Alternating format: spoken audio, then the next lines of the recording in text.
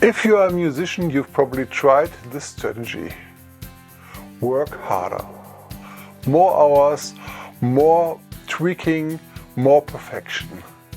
But what if your real bottleneck isn't effort? It's misplaced effort. Today I want to give you one mental model that can change how you write, practice, produce and even market your music. It's the Pareto Principle, the 80-20 rule. And we look at it through two stories, a famous photo class experiment and Prince, one of the most prolific artists ever. Here's the pattern I see all the time. You spend 3 hours searching for the perfect snare, while the chorus still isn't emotionally landing.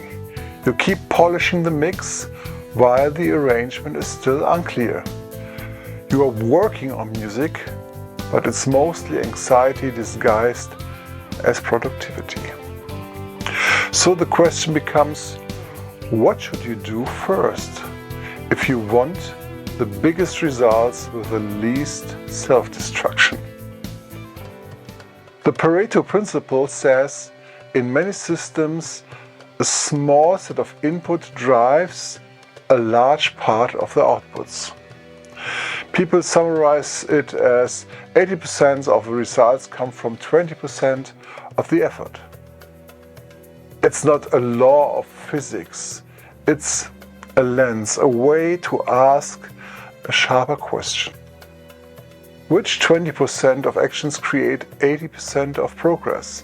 And equally important, which actions feel productive but barely move the needle? There's a story that floats around online as scientific study. Two groups of photography students. Group A is graded on one perfect photo, quality. Group B is graded on as many photos as possible, quantity. At the end, the best photos came from the quantity group.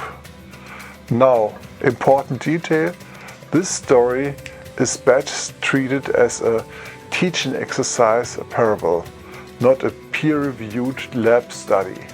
It's widely linked to photographer Jerry Ullsman, and it was later retold in the book Art and Fear, with photography swept to ceramics by Austin Kleer.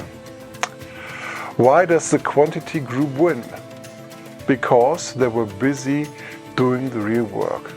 Shooting, experimenting, making mistakes, getting feedback from reality and iterating. While the perfect photo group often got stuck in planning and theorizing. And Ullsman himself put it bluntly in an interview. There's sort of a way in which quantity produces quality. How this connects to 80-20. This is Pareto in action, because the high impact part of learning a creative skill is rarely more thinking. It's usually more repetitions, more finishes, better constraints, faster feedback. The quantity groups spend most of their time in the 20% actions that generate 80% growth, doing the thing repeatedly with variation. So here is the translation for musicians. If you always aim for the one perfect song, you might accidentally train hesitation, self-doubt, endless revising and fear of finishing. But if you aim for many finished drafts, you train decision-making, taste development, pattern recognition and momentum. Now let's talk about Prince. Prince released an enormous amount of music. 39 studio albums in his lifetime.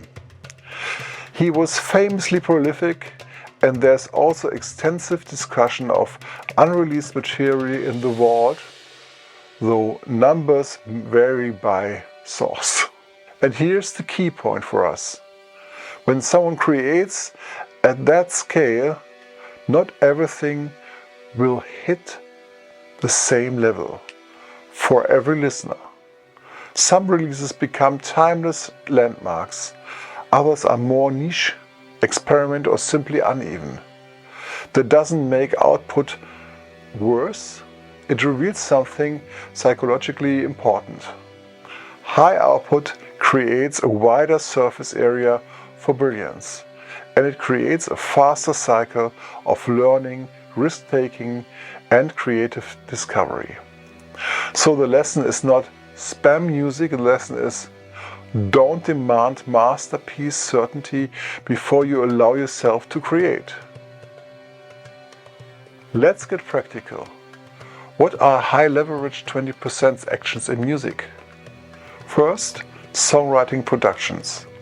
For many genres, the biggest leverage is the hook or the main motive, the groove, drum and bass relationship, the emotional arc of the arrangement. If those three are strong, a good enough mix still works. If those three are weak, a perfect mix won't save the song. 2. Practice. High leverage practice tends to look like slow practice on the hard bar, short focused blocks, recording yourself, feedback that hurts a little because it's honest. 3rd, career and audience. High leverage is one consistent content format, one clear message, one own channel like your email list. Quick warning, people. Misuse 80-20 as an excuse to avoid death. 80-20 doesn't mean I only do what's fun. It means I do what's effective first.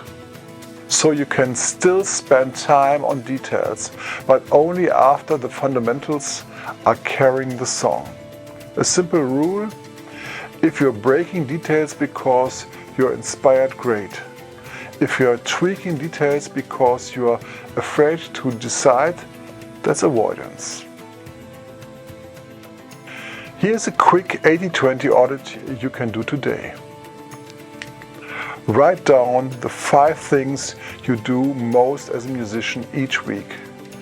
Circle the 2 that produce the most real progress in skills or in finishing songs, in opportunities, in joy.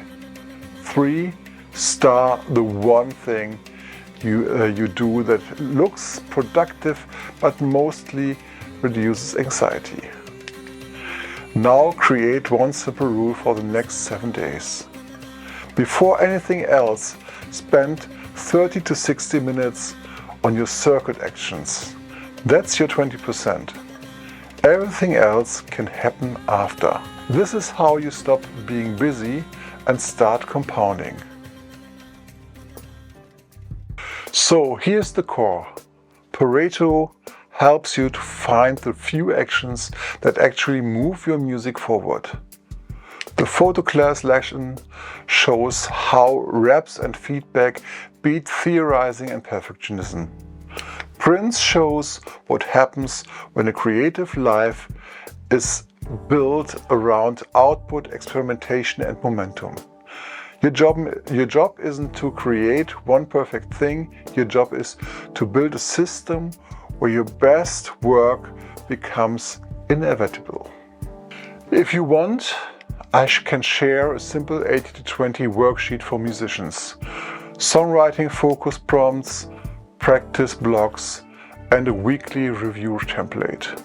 Grab it via the link in the description and tell me in the comments what's one busy activity you're ready to cut back so you can double down on what actually matters.